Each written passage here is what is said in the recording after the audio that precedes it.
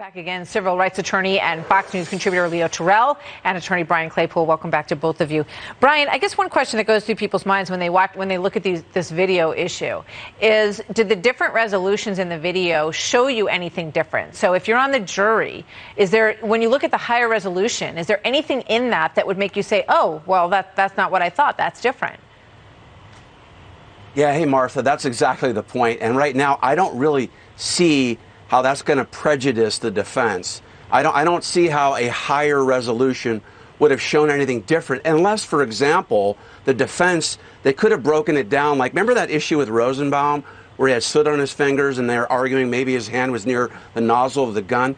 Maybe if defense had, like, broken down some of these clips more and then had them stationary to show that, and then maybe you can't see his hand is clearly near the gun. Now, if that had happened during trial, maybe defense has a better argument.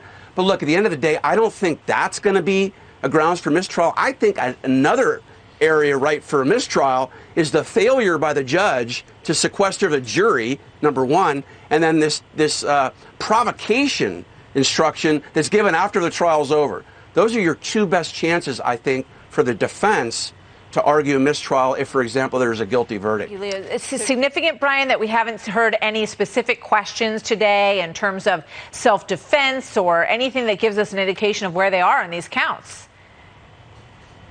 No, Martha, I'm with Leo on this. Look, you have to remember, this was like 3 trials within one trial, right? Yeah. In most criminal cases, you've got one victim, right? One murder trial.